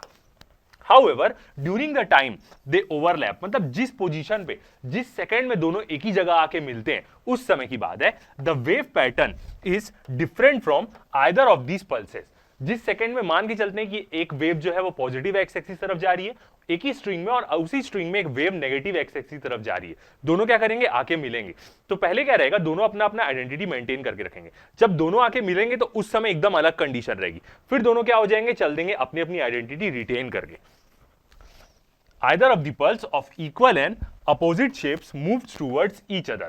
तो जब ओवरलैप होगा तो वेव पैटर्न क्या होगा, हल्का सा डिफरेंट होगा। ओवरलैप होगा मतलब जब दोनों आके क्या करेंगे, मिलेंगे। देखते हैं आगे, when pulses overlap, जब क्या होती है, दो पल्स आके मिलती है, या हम बोले कि दो वेव आके मिलती है। पहले हम पल्स से समझेंगे तो क्या होगा, आसानी जाएगी। और सिंपली तरीके से बोला जाए तो जब दो वेव आके मिलती है, द रिजल्टेंट डिस्प्लेसमेंट, उस समय जो रिजल्टेंट डिस्प्लेसमेंट होता है, क्योंकि दोनों वेव का अपना अपना एक डिस्प्लेसमेंट होगा, जब दोनों आके मिलेंगे तब उस केस में हम क्या निकालते हैं, रिजल्टेंट डिस्प्लेसमेंट निकालते हैं। Is the algebraic sum of the displacement due to each pulse. वो क्या होता है, दोनों का सम होता है। एक पल्स का डिस्प्लेसमेंट क्या था, अगली पल्स का डिस्प्लेसमेंट क्या था। यहां पे कैसे भी हो सकता है, यदि दोनों सेम डायरेक्शन में जा रहे हैं या दोनों अपोजिट डायरेक्शन में आ रहे हैं तो भी जिस समय उन लोग मिलेंगे उस समय क्या होगा, सुपरपोजिशन का प्रिंसिपल लगेगा। जिस पॉइंट पे उन लोग मिलेंगे, या एक साथ भी चल रहे हैं तो पूरा सुपरपोजिशन को फॉलो करते हुए चलेंगे, मतलब जब दो लोग साथ में हैं तब। और जो उस समय का रिजल्टेंट डिस्प्लेसमेंट रहता है वो क्या रहता है, दोनों का डिस्प्लेसमेंट का एल्जेब्रिक सम रहता है, मतलब दोनों के डिस्प्लेसमेंट इक्वेशन का वो क्या होगा, सम होगा। This is known as principle of superposition. इसी को हम क्या बोलते हैं, प्रिंसिपल ऑफ सुपरपोजिशन बोलते हैं। अब सुपरपोजिशन प्रिंसिपल बहुत जगह आता है और जितनी भी जगह आएगा आप देख सकते हैं कि सबको इंडिविजुअली प्लस करके उस जगह का, जैसे एक जगह में कोई दो चीजें, अब वो दोनों चीजें एक के ऊपर इफेक्ट कर रही तो दोनों को हम इंडिविजुअली सम करके टोटल इफेक्ट निकाल लेते हैं। यही क्या होता है, सुपरपोजिशन प्रिंसिपल। ठीक है, अब देखते हैं डायग्राम से। डायग्राम से देखेंगे तो हमें क्या होगा, और अच्छे से आइडिया होगा। ओके, तो फर्स्ट वाला डायग्राम देखते हैं। पूरा डायग्राम विजिबल है, ठीक है। ओके, अब ये क्या है, एक तो स्ट्रिंग है, दोनों तरफ से क्या है, टाइट है। ओके, एक पल्स क्या हो रही है, ऐसे जा रही है, मतलब इसको हम बोल सकते हैं क्या, पॉजिटिव एक्स एक्सिस तरफ जा रही है। और एक दूसरी पल्स जो क्या है, जिसका फेज अलग है, क्योंकि ये जो पल्स है और इसका क्या है, फेज अलग है, ये उल्टे डायरेक्शन में, मतलब बोल सकते हैं कि इसका एम्पलीट्यूड पॉजिटिव है और इसका एम्पलीट्यूड क्या है, नेगेटिव है। अब देख सकते हैं ये पॉजिटिव हिस्से तरफ है इसका एम्पलीट्यूड, और जो इसका एम्पलीट्यूड है वो क्या है, नेगेटिव हिस्से तरफ। तो वेव दोनों सेम है, एंगुलर फ्रीक्वेंसी, वेवलेंथ सब सेम होगी, बस दोनों का क्या है, एम्पलीट्यूड अलग अलग है। इन दोनों पल्स का, सही तरीके से बोला जाए तो दोनों क्या है, पल्स है। ओके, टाइम 0 सेकंड में दोनों अपोजिट डायरेक्शन में चलना चालू हुई। ओके, टाइम जब 1 सेकंड होगा तो क्या होगी, दोनों जस्ट मिलने वाली रहेगी, तो दोनों अपनी आइडेंटिटी रहेंगे। अभी दोनों मिले नहीं है, ठीक है। जैसे ही टाइम 2 सेकंड होगा दोनों क्या होंगे, ओवरलैप कर जाएंगे, मतलब दोनों एक के ऊपर एक आ जाएंगे। इस केस में जो रिजल्टेंट एम्पलीट्यूड है आप देख सकते हैं कुछ भी नहीं है यहां पे। ऐसा क्यों? क्योंकि एक का पॉजिटिव था दूसरे का नेगेटिव था, दोनों मिलके क्या हो गए, जीरो डिस्प्लेसमेंट बना दिए। तो यहां पे हम बोल सकते हैं कि एक पॉजिटिव डिस्प्लेसमेंट की वेव है, दूसरी नेगेटिव डिस्प्लेसमेंट की वेव है, दोनों आके जिस पॉइंट में मिले उस पॉइंट को हम क्या बोलते हैं, ओवरलैपिंग बोलते हैं। और इसी पॉइंट पे हम क्या लगाते हैं, सुपरपोजिशन प्रिंसिपल लगाते हैं, जिस पॉइंट पे दोनों मिल रहे हैं। यदि दोनों साथ में चलना चालू हुए तो पूरे टाइम वो सुपरपोजिशन प्रिंसिपल क्या होगा, लागू होगा। तो ये नेगेटिव और ये पॉजिटिव और नेगेटिव एक दूसरे को कैंसिल आउट कर दिए, यहां पे जीरो डिस्प्लेसमेंट हो गया, y इक्वल टू क्या हो गया, जीरो। ठीक है, अब उसके बाद दोनों अपने अपने दिशा में आगे बढ़ जाएंगे, दोनों अपनी आइडेंटिटी क्या करके रखेंगे, मेंटेन करके रखेंगे, दोनों आगे बढ़ गए, ये वाली आगे आ गई और ये वाली भी अपने रास्ते में चल दी। ठीक है, अब उसके बाद क्या हुआ, दोनों अपनी आइडेंटिटी मेंटेन करके आगे बढ़ गए। तो ये है हमारा क्या, सुपरपोजिशन प्रिंसिपल इस प्लेस में। मतलब यहां से हम ये समझ सकते हैं कि जब भी एक मीडियम में दो वेव ट्रेवल कर रही है, दोनों मिलती है तो उसको इंटरफेरेंस बोलते हैं। दोनों मिलेगी उस केस में क्या होगा, मीडियम के पार्टिकल्स में क्या होगा, तो वो दोनों का डिस्प्लेसमेंट होगा उसमें, और दोनों का क्या होगा, अलजेब्रिक सम होगा। तो यही हम करेंगे, जब भी दो वेव साथ में चल रही है दोनों की डिस्प्लेसमेंट इक्वेशन को हम क्या कर देंगे, सम कर देंगे। तो आप देख सकते हैं ये जो पॉइंट है यहां पे क्या हुआ, जीरो डिस्प्लेसमेंट हो गया, क्योंकि एक पॉजिटिव है और अगली वेव क्या है, नेगेटिव है। ठीक है, आगे बढ़ते हैं। तो अकॉर्डिंग टू दिस प्रिंसिपल, मतलब सुपरपोजिशन प्रिंसिपल के हिसाब से each pulse moves as if other are not present. मतलब सुपरपोजिशन प्रिंसिपल के हिसाब से ये बोलता है कि दोनों पल्स ऐसा मूव करेगी कि अगला है ही नहीं, वो अपनी आइडेंटिटी मेंटेन करके रखेगी, उसको दूसरे से कोई फर्क नहीं पड़ता, वो दोनों अपना अपना मूव करेंगे, दूसरा उसको कोई इंटरफेयर नहीं करेगा, मतलब उसको डिस्टर्ब नहीं करेगा बिल्कुल। जिस पोजीशन पे दोनों आके मिले उस पोजीशन पे दोनों का इफेक्ट एक साथ हमें लेना पड़ेगा सुपरपोजिशन प्रिंसिपल लगा के।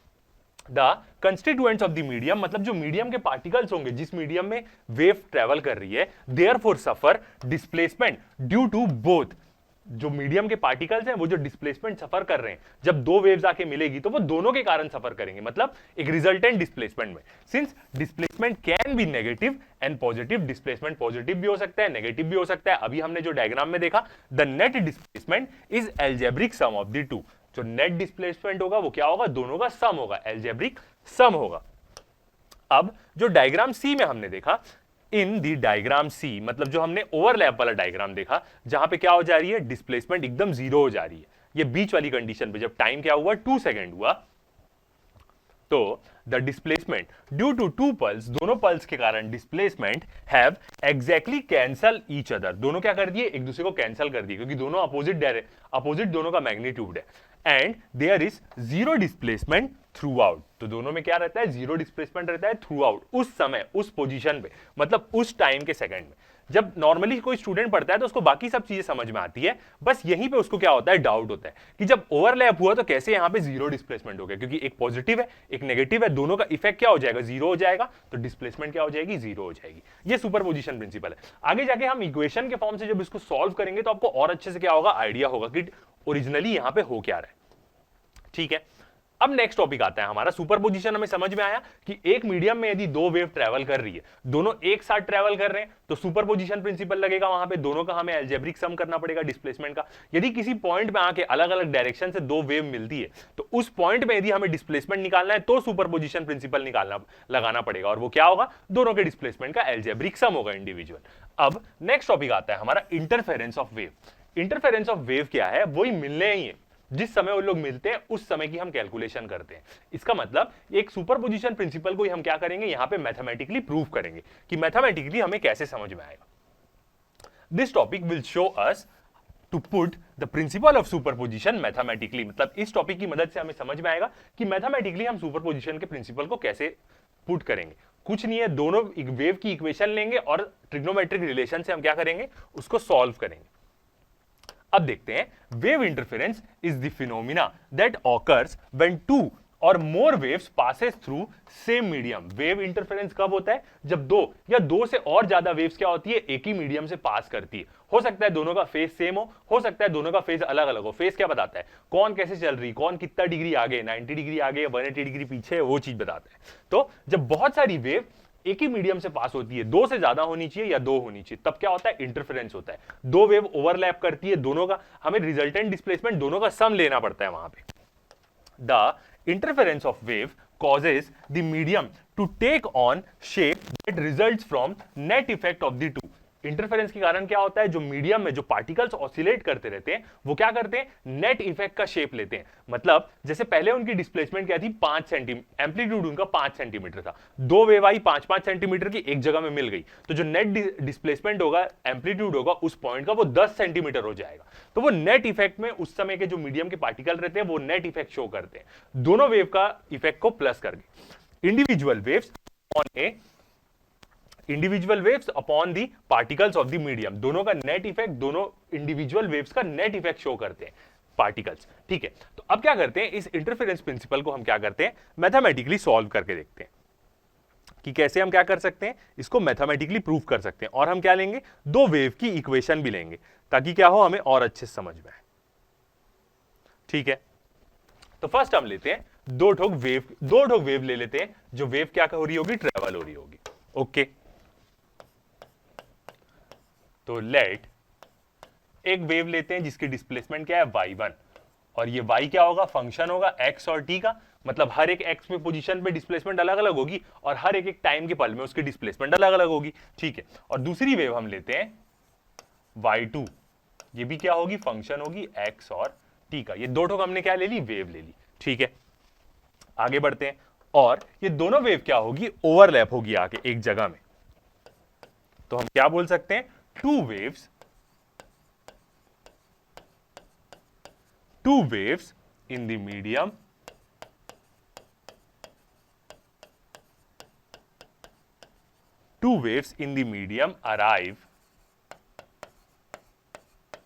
arrive in a region, एक रीजन में क्या हुई, दोनों वेव्स आई एंड ओवरलैप,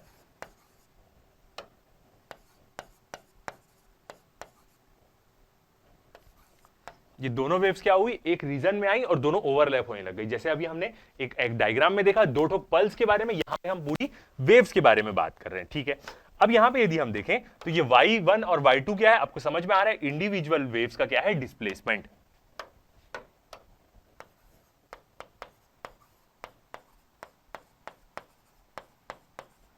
दोनों वेव्स का अपना अपना इंडिविजुअल डिस्प्लेसमेंट है, या उसकी हम बोल सकते हैं इक्वेशन। ठीक है, तो अब यहां पे हम यदि नेट डिस्प्लेसमेंट निकालें, जिस रीजन में आके दोनों क्या हो रही है, ओवरलैप हो रही है, दोनों क्या हो रही है, मिल रही है, तो नेट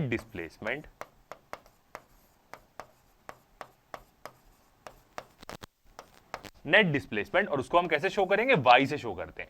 और ये नेट डिस्प्लेसमेंट भी क्या होगी, ऑब्वियस ही बात है, फंक्शन होगी x और t का, तो होगी, तो इसका रिलेशन क्या होगा, y1 t प्लस y2, जो क्या है, फंक्शन है x और t का। ये होगा क्या, हमारा नेट डिस्प्लेसमेंट, जिस रीजन में वो दोनों वेव्स आके क्या हो रही है, मिल रही है, और इसको हम एक और तरीके से क्या बोलते हैं, ओवरलैप हो रही है। ठीक है, आगे बढ़ते हैं। अब क्या होगा, यहां पे हम क्या करते हैं, एक चीज यूज करते हैं, इन लोग दोनों का एक जनरल इक्वेशन रहती है जिसको हम यूज करते हैं। वो जनरल इक्वेशन आपके ज्यादा काम नहीं आएगी, बट फिर भी ये चीज क्या होनी चाहिए, पता होनी चाहिए। अब यहां पे इसको हम कैसे लिख सकते हैं, यदि ये जो t का फंक्शन है, टाइम का फंक्शन है, इस टाइम के फंक्शन को अभी हल्का सा इग्नोर कर देते हैं। मतलब मान लीजिए सिर्फ x का ही फंक्शन है, क्योंकि जिस समय आके दोनों वेव्स मिलेगी उस समय टाइम सेम रहेगा दोनों वेव्स का, तो t को अब क्या करते हैं, हल्का सा इग्नोर कर देते हैं। मतलब y क्या है, सिर्फ फंक्शन है यहाँ पे x का। तो यहाँ पे इक्वेशन हम कैसे लिख सकते हैं, y is equal to f1, जो फंक्शन है उसी को हम डिनोट कर रहे हैं, x minus vt plus f2 x minus v t plus dot dot dot. ये एक प्रकार की क्या रहती है, जनरल इक्वेशन रहती है। अब ये वाली इक्वेशन कैसे आती है हम देखते हैं। ये क्या रहता है, एक नॉर्मल वेव का फॉर्मूला रहता है। कहां तक जाएगा ये, जब तक एफ एन, जितनी भी इक्वेशन आ रही है उतने, मतलब जितनी भी वेव आ रही है वहां तक x माइनस vt, ऐसे लिख सकते हैं। तो पहली चीज हमने, ये इक्वेशन कैसे है इसको समझने के लिए पहले हम टाइम इग्नोर कर देते हैं, क्योंकि वो एक ही इंस्टेंट पे क्या हो रही, दोनों मिल रही है। अब हमें पता है कि डिस्प्लेसमेंट क्या है, फंक्शन है x का, तो फंक्शन है ही वो। ठीक है, ये चीज हो गई। अब ये किसके लिए, जो अभी हमने रिलेशन लिखा वो क्या लिखा हमने, फॉर एन वेव्स के लिए, फॉर एन वेव्स, ऐसा आप बुक में देखेंगे। ठीक है, अब यहां से ये कैसे बना, ये चीज के बारे में देखते हैं। ये वाला रिलेशन हमारा बना कैसे। अब यदि कोई भी एफ एक्स का फंक्शन है, मतलब मान लेते कोई भी एफ एक्स फंक्शन है, हमारे में क्या है, एफ डिस्प्लेसमेंट है और वो एक्स का फंक्शन ही, एक्स का तो फंक्शन है ही, तो हम कैसे लिख सकते हैं, एफ एक्स माइनस डी लिख सकते हैं। डी क्या है यहाँ पे, इज दी सेम फंक्शन, ऐसा हम लिखेंगे तो वो भी सेम फंक्शन ही रहेगा, translates in positive x direction. Minus लिखे इसलिए वो क्या होगा, पॉजिटिव एक्स डायरेक्शन में वो फंक्शन जा रहा होगा। इसका मतलब एफ एक्स का फंक्शन तो है ही, मतलब डिस्प्लेसमेंट वाई, डिस्प्लेसमेंट एक्स का फंक्शन तो है ही, उससे कुछ भी ऐड कर दे तो भी वो क्या रहेगी, उसका फंक्शन रहेगी। ये एक प्रकार से पीरियोडिक फंक्शन का भी क्या रहता है, रिलेशन रहता है। ये डी क्या है, एक प्रकार का डिस्टेंस है। तो इसी को हम कैसे लिख रहे हैं, जैसे हम लिख सकते हैं speed is equal to distance upon time लिख सकते हैं, डिस्टेंस अपॉन टाइम। तो डिस्टेंस इज इक्वल टू क्या हो जाएगा, स्पीड इनटू टाइम। तो वही हमने यहां पे क्या लिखा है, v और t के फॉर्म में लिखा है। तो यहां पे ये d के बदले क्या आ जाएगा, vt। ऐसा ही हमने फंक्शन लिखा है, सेम फंक्शन होगा। और हम उसको प्लस के फॉर्म में भी लिख सकते हैं कि fx प्लस डी, यदि fx कोई फंक्शन है तो वो सेम फंक्शन रहेगा that translate in negative x direction by A distance d, और d इज इक्वल टू क्या है, vt है। तो जो वेव की इक्वेशन रहती है उसका एक सिंपल सॉल्यूशन रहता है क्या, f यदि फंक्शन है x और t का, तो उसको हम कैसे लिख सकते हैं, fx प्लस माइनस vt, ऐसा हम लिख सकते हैं। ये एक प्रकार का जनरल फॉर्मूला है, तो इसीलिए हमने इस फॉर्मूले के टर्म में लिखा। ये कहीं यूज नहीं होने वाला, ये वाला जो टर्म है हमारी कभी यूज नहीं होगी, बट ये चीज हमें पता होनी चाहिए। अब यदि हम इसको पूरा लिखें, क्योंकि अब हम क्या लिख कर सकते हैं, इसको समीशन के फॉर्म में लिख सकते हैं। तो समीशन के फॉर्म में इस इक्वेशन को कैसे लिख सकते हैं हम, y is equal to summation i की वैल्यू 1 से लेके n तक, i इज इक्वल टू 1 से लेके n तक, ब्रैकेट में क्या आएगा, F I x minus we T. तो ऐसा हम क्या लिख सकते हैं, इसको जितनी भी वेव्स रही सबको हम क्या लिख सकते हैं, ऐसे समीशन के फॉर्म्स में लिख सकते हैं। ठीक है, अब ओरिजिनली हम क्या लेते हैं, इक्वेशन लेके कंसीडर करते हैं, तो क्या होगा आपको और अच्छे समझ में आएगा। ठीक है, तो हम क्या लेते हैं, फॉर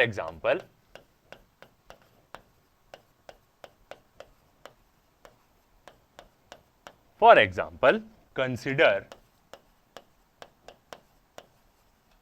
टू वेव्स, दो वेव्स कंसीडर करते हैं जिनकी फ्रीक्वेंसी क्या होगी, लगभग सेम होगी वेव्स, और बस क्या होगा, फेज अलग होगा, आउट ऑफ फेज। मतलब क्या होगा, दोनों के बीच में फेज डिफरेंस है। कैसे फेज डिफरेंस है आपको समझ में आएगा, out of phase constant phi, यही बताता है हमारा फेज। ओके, हैविंग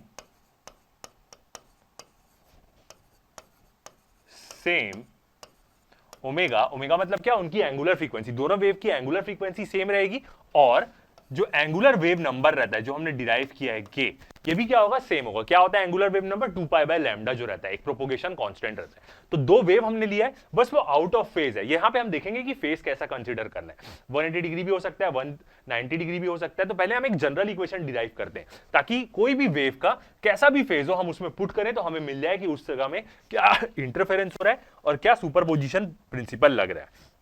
ठीक है, तो दो ठोक वेव अपनी क्या करते हैं, कंसीडर करते हैं हम।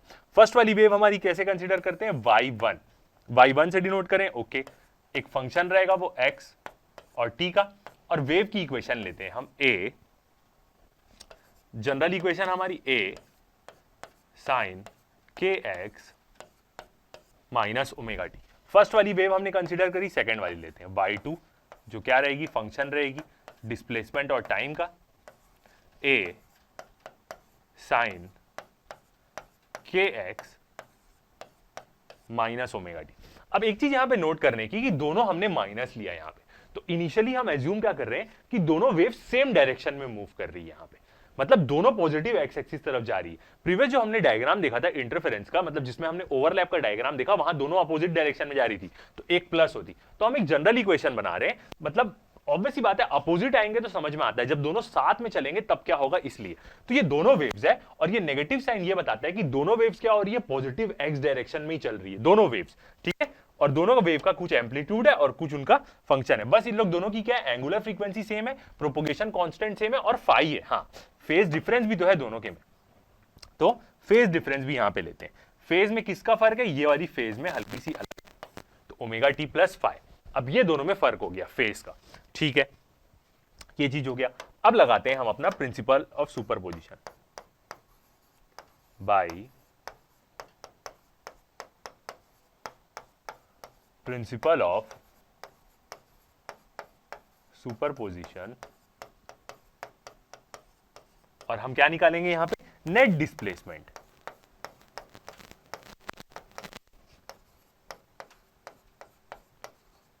नेट डिस्प्लेसमेंट मतलब ये दोनों वेव्स है, सेम डायरेक्शन में तो चल रही, मगर आके एक जगह क्या हुई, मिल गई, या एक साथ ही चलना चालू हो गई, कोई टेंशन नहीं, ठीक है। बस दोनों में फर्क क्या है, फाई का, दोनों में कुछ एक पर्टिकुलर फेज डिफरेंस है।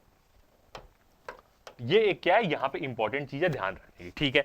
अब जब लगाएंगे तो हम क्या लिखेंगे यहां पे, दोनों की नेट डिस्प्लेसमेंट। नेट डिस्प्लेसमेंट क्या हो जाएगी, वाई एक्स टी, और वो क्या होगी, दोनों का यहां पे क्या होगी, सम होगी, equal to y1 X T plus y2 जो फंक्शन है x और t का। अब दोनों इक्वेशन को क्या करते हैं, यहां पे पुट करते हैं, ठीक है।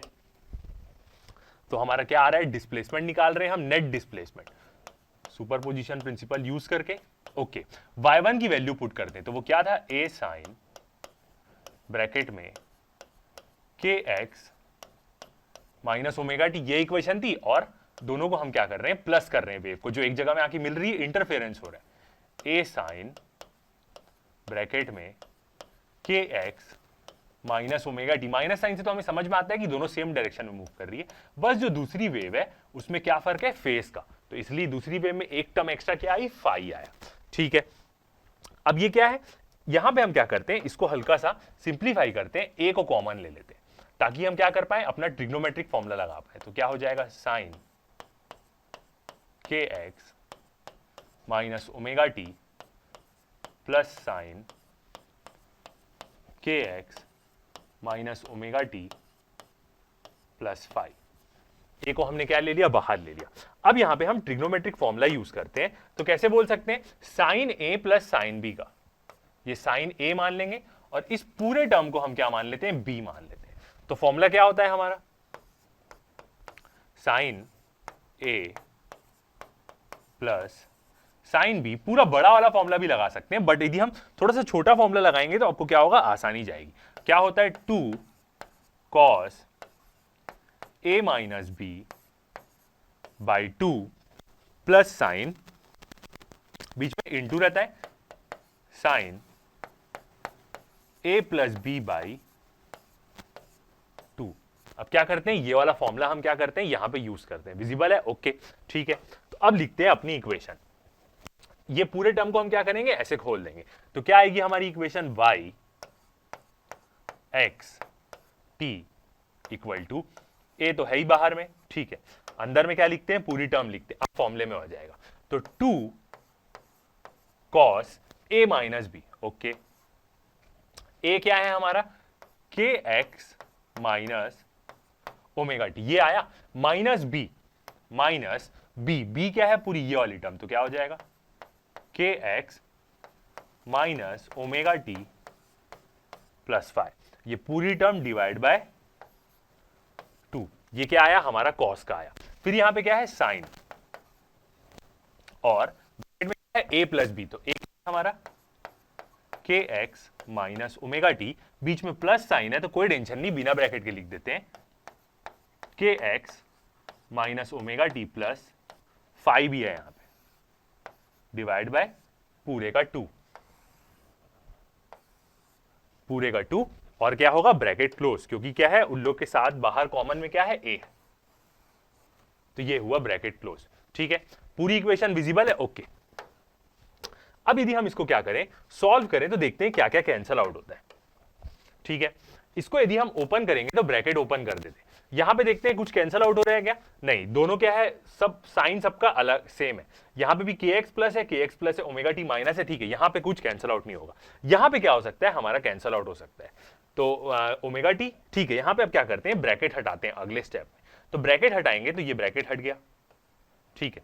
अब साइन देखते हैं, के एक्स माइनस हुआ, मगर पहले साइन ठीक कर लेते, ब्रैकेट हटाएंगे तो के एक्स तो माइनस रहेगा, ये क्या हो जाएगा माइनस माइनस प्लस हो जाएगा, प्लस ओमेगा टी, और ये प्लस माइनस क्या हो जाएगा, ये हो जाएगा हमारा माइनस हो जाएगा।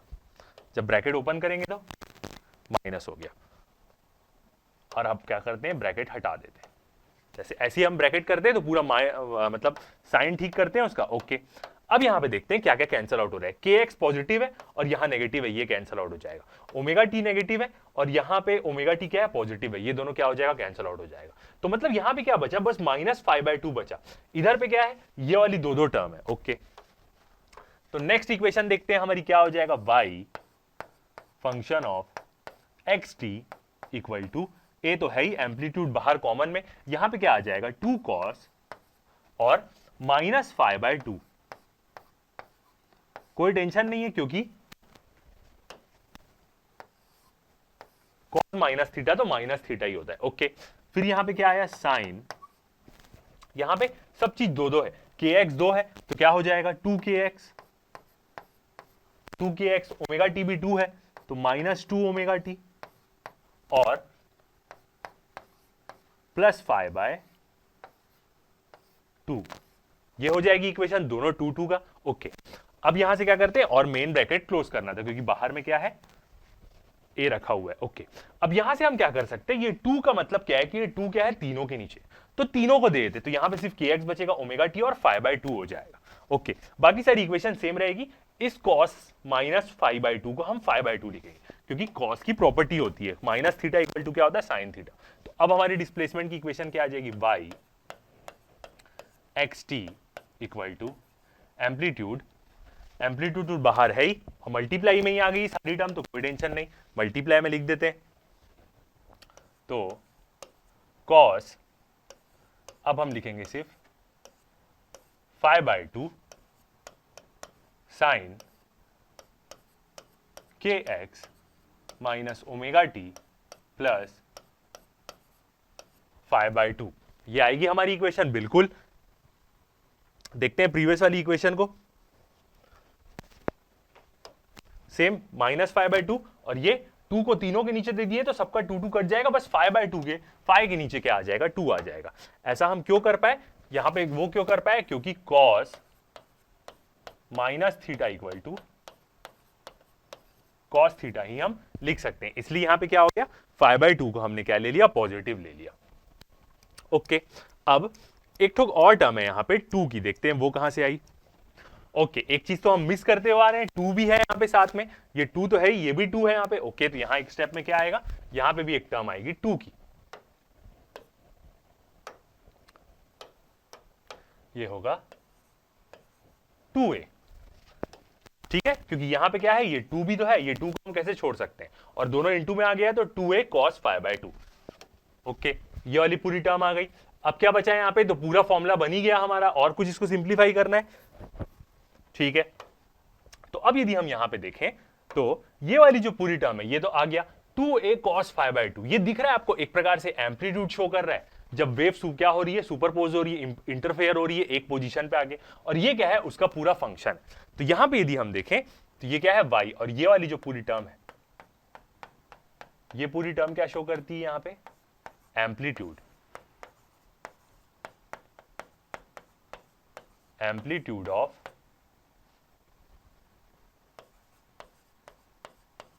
वेव का क्या शो कर रही है, एम्पलीट्यूड शो कर रही है। और यहां पे आप एक भी चीज देख सकते हैं कि जो एम्पलीट्यूड है, अभी हम कैपिटल ए से डिनोट कर देते हैं, पहले हम स्मॉल ए से कर रहे थे, जो एम्पलीट्यूड है वो क्या है, फाई का फंक्शन है। यहां पे देखिए एक प्रकार से आप देख सकते हैं, मतलब जैसे जैसे फाई चेंज होते जाएगा वैसे वैसे एम्पलीट्यूड चेंज होते जाएगा।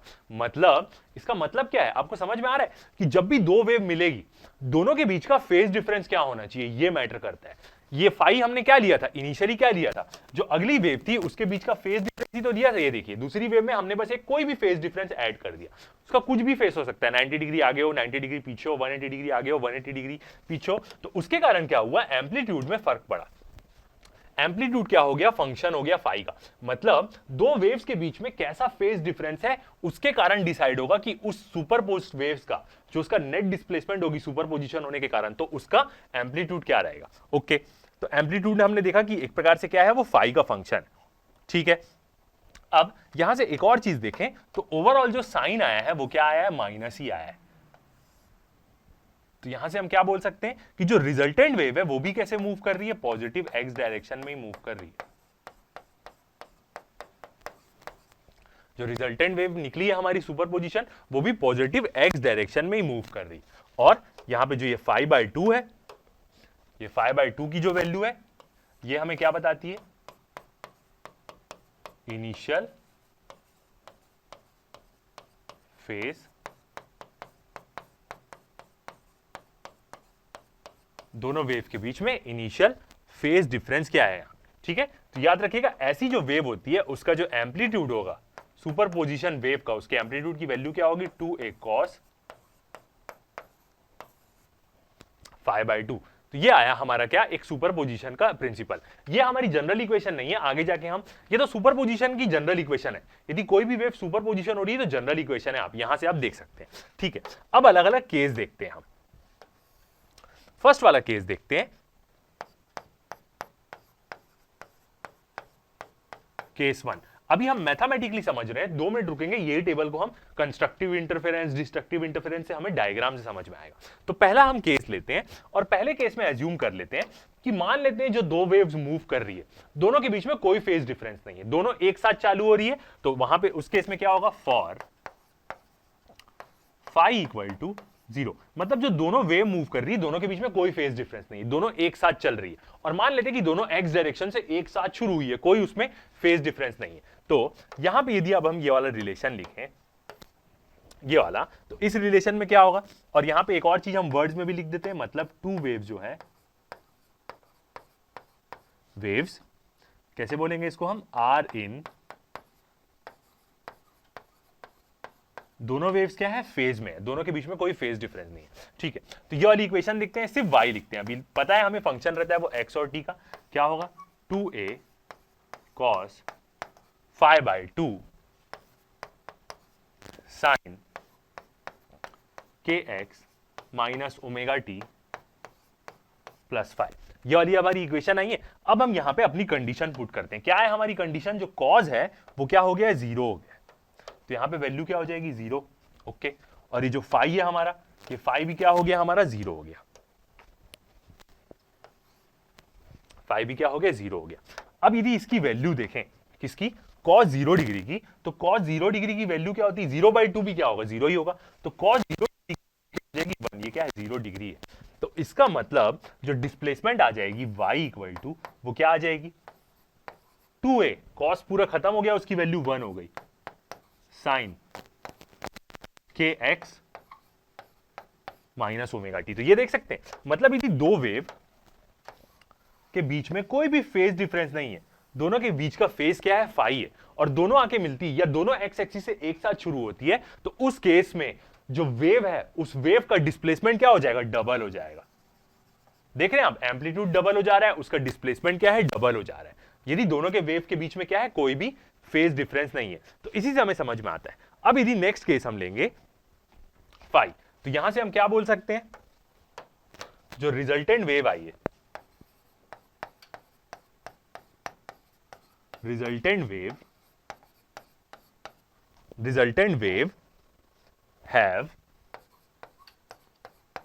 max amplitude of 2a, मतलब जो दो रिजल्टेंट वेव निकल रही है उसका क्या है, एम्पलीट्यूड डबल हो जा रहा है। दिख रहा है जब दोनों के बीच में क्या हुआ, फेज डिफरेंस 5 हुआ, मतलब दोनों एक साथ चालू हुई। ठीक है, सेकंड केस देखते हैं, केस 2 अपना, जब दोनों के बीच में क्या हो जाएगा, 180 डिग्री का फेज डिफरेंस हो जाएगा।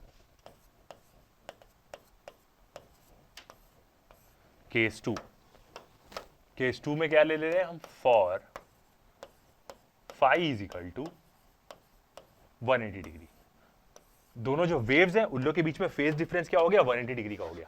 इनिशियल एजम्पशन याद रखिएगा, हम क्या माने हैं, दोनों इक्वेशन को इनिशियल को नेगेटिव माइनस के एक्स ओमेगा टी लिए, मतलब दोनों एक्स से शुरू हो रही है दोनों wave.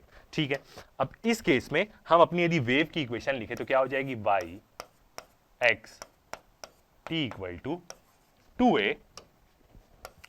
2a cos 180 degree by 2, यही इक्वेशन होगी, sine kx minus omega T और क्या होगा 180 डिग्री। तो यहां पे हम कैसे लिखते हैं, पाई लिख देते हैं इसको, ओके, रेडियन में लिख देते हैं क्योंकि बाकी सारी वैल्यू क्या है, रेडियन है, ओके। अब यदि हम यहां से वैल्यू देखें तो 180 डिग्री यदि हम cos 180 डिग्री बाई 2 बोले तो ये क्या हो जाएगा हमारा cos 90 डिग्री हो जाएगा। और cos 90 डिग्री की वैल्यू क्या होती है, 0 होती है। तो ये पूरी टर्म की वैल्यू क्या हो जाएगी, 0 हो जाएगी। इसका मतलब जो डिस्प्लेसमेंट आएगा हमारा, ये पूरी टर्म की वैल्यू 0 हो गई तो खत्म हो गया, डिस्प्लेसमेंट क्या आ गया, 0 आ गया। तो मिनिमम एम्पलीट्यूड हो जाएगा, एम्पलीट्यूड 0 हो गया भाई इस वेव का। तो इसी को हम क्या बोलते हैं, डिस्ट्रक्टिव इंटरफेरेंस। और पहले वाला जो केस था इसको हम बोलते हैं कंस्ट्रक्टिव इंटरफेरेंस, मतलब और बढ़ाया उसने वेव को। डिस्ट्रक्टिव मतलब खत्म ही कर दिया वेव को। दो वेव ऐसी हमने प्रोड्यूस करी जो दोनों के बीच में 180 डिग्री का फेज डिफरेंस है, दोनों मिलकर क्या कर दी, रिजल्टेंट 0 कर दी। तो यहां पे हम क्या बोल सकते हैं, रिजल्टेंट वेव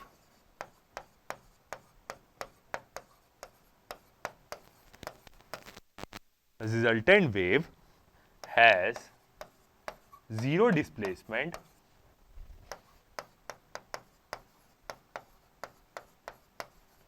जो रिजल्टेंट वेव आई वो दोनों वेव का क्या है, डिस्प्लेसमेंट 0 है एवरीवेयर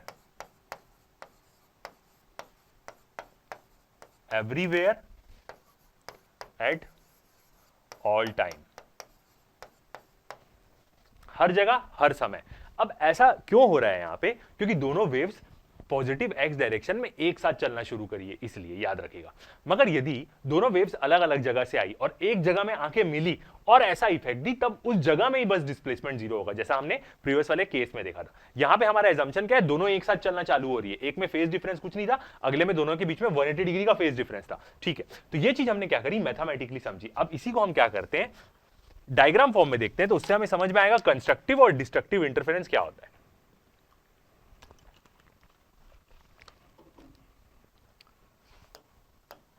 तो नेक्स्ट टॉपिक अपना इसी चीज को हमें देखने मिलेगा, कंस्ट्रक्टिव और डिस्ट्रक्टिव इंटरफेरेंस दोनों क्या चीज होती है, देखते हैं।